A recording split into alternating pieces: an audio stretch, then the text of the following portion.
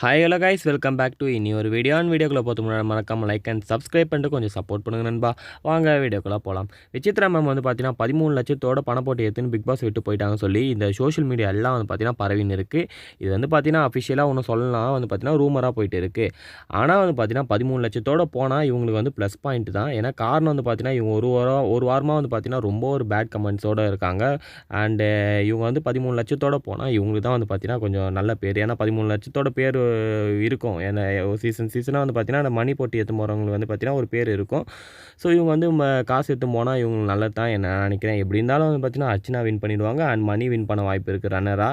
காரணம் வந்து பார்த்தீங்கன்னா விசித்ரா மேம் செகண்டில் இருந்த விசித்ரா மேம் ரொம்ப டவுன் ஆகிட்டாங்க ஓட்டிங்கில். காரணம் வந்து பார்த்தீங்கன்னா அவங்களோட பிஹேவியர். ஸோ விசித்ரா மேம் காசு எடுத்துன்னு போயிட்டு இருப்பாங்களா இல்லை எடுத்துகிட்டு போயிட்டு இருக்க மாட்டாங்களா சொல்லி மறக்காமல் கமெண்ட் பாக்ஸில் கமெண்ட் பண்ணுங்கள். அண்ட் டாப் 5 யார் வருவாங்கன்னு நினைக்கிறீங்களோ மறக்காமல் அதையும் கமெண்ட் பாக்ஸில் கமெண்ட் பண்ணுங்கள்.